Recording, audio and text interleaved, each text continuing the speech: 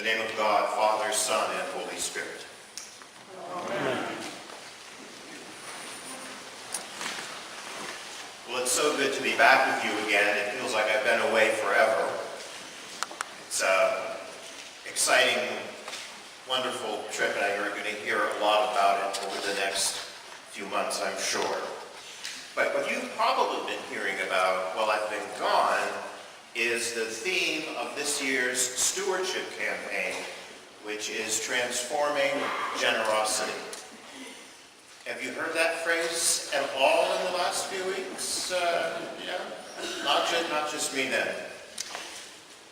The concept of transformation goes two ways, I think. That's one of the unique parts of defining transforming generosity, because as we become able to be more generous in our world, and that's not just financially, it's being generous with ourselves, of who we are as a child of God, what our values are, what we stand for, what God is calling us to be. As we're generous with that, we're helping transform our world in just a little bit. Each of us does that.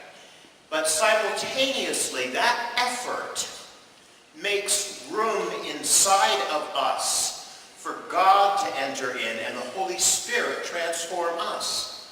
For think about it for a moment. When you give of something godly, you're not only helping the world, you're creating a space inside of you, inside of us all, that welcomes that. It's a holy offering, and it's making room for a holy gift. So not only do people in our world benefit from that transformation, but we benefit from it as well in profound ways. And that's the relationship between transforming and generosity. Having said all that, having said all those heady things for you to ponder, I'm going to set them aside. Because I'd like to change the word transformation today to transfiguration.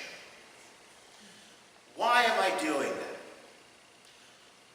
I'm remembering, I think it was about 2 weeks ago, that a number of St. Mark's parishioners and myself made the long trip to the top of the mountain of Transfiguration in the Holy Land.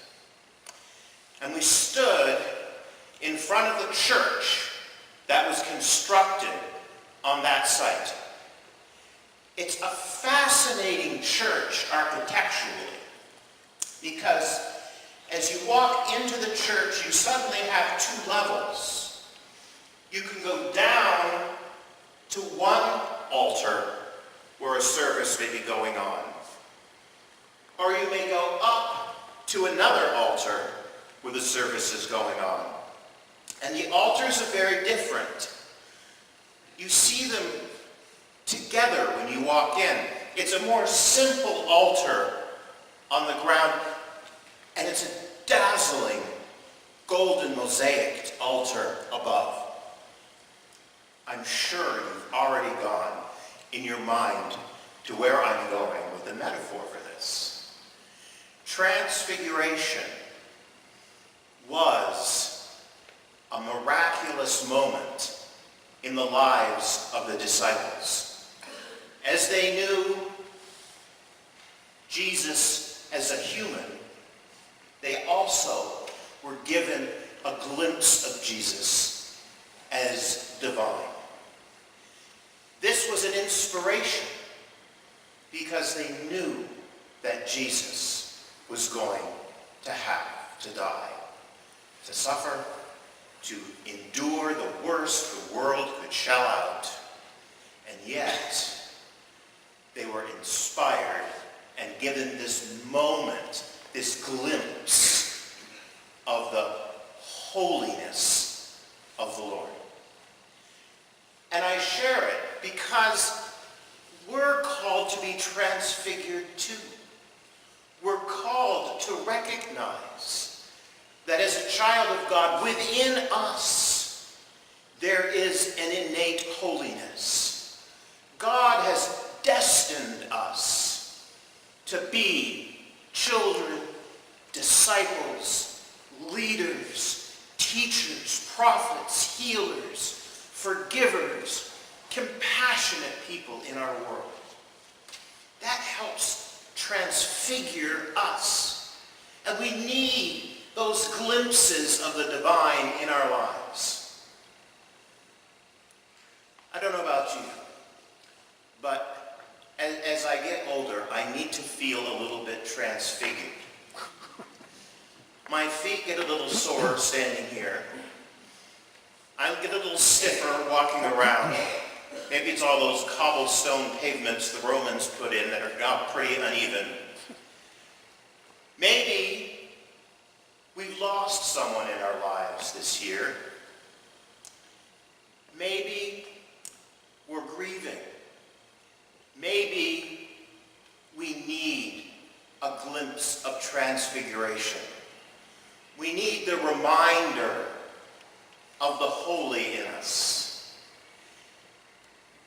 Have you ever thought about what your spiritual body will be? We're told in Scripture we will have a new spiritual body. All the aches and pains won't be there. Our hands will be strong again. Our hearts will be full.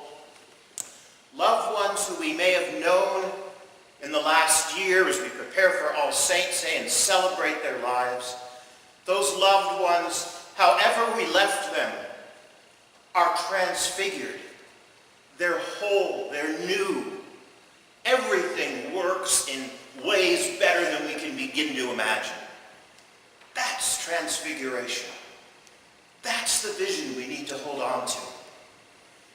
And on this Stewardship Sunday, I would challenge us to think of any other organization, institution, community, whatever you want to call it.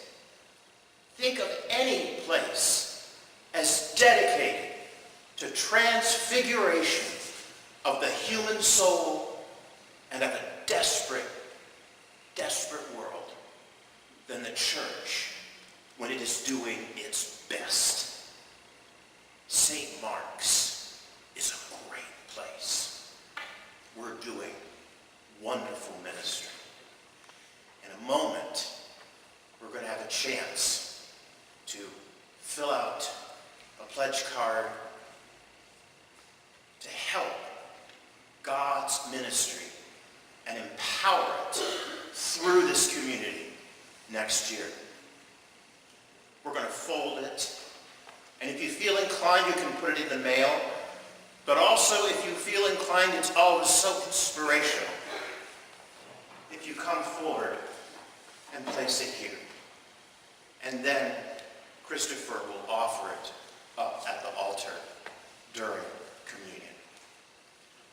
My friends, we are a people transformed. We're a people destined to be transfigured.